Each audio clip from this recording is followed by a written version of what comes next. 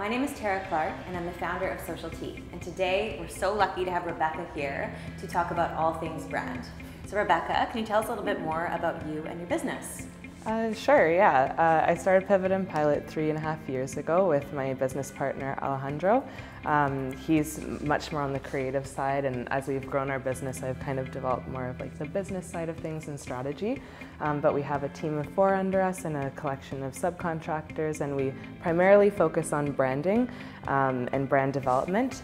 And then we also help with like the execution of other marketing strategies, for example, websites, trade show booth design, brochures, things like that. So any kind of collateral like that. Fantastic. And I've seen Rebecca's work and it's phenomenal.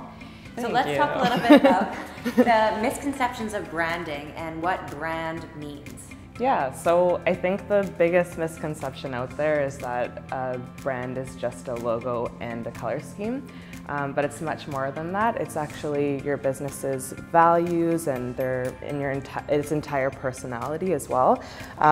It's really like designing from a vacuum doesn't really make sense, so we really have to think about what we're designing for when we create a brand. So in that way, we have to do a lot of background research. We have to see what sets your business apart, how we can better position you in the market versus your competitors. And from there, we find a way to visually communicate that. So we can't really communicate anything unless we find that fundamental background and bring it to the forefront of the brand. In the branding field, what are today's consumers most attracted to? I think it comes down to 3 things. So it comes down to relatability, authenticity, and innovation.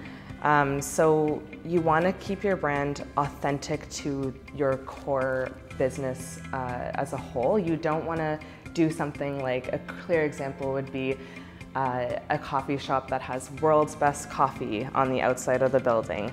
That's not really an authentic value proposition, because I think people aren't as tricked by that as they might have been before. The modern consumer is a lot smarter than that. They have to feel like they relate to your brand and that they can trust your brand, and they also feel like you have to get their attention in the first place. So you can do that by being quite innovative and offering something a little different or than what your competitors are offering.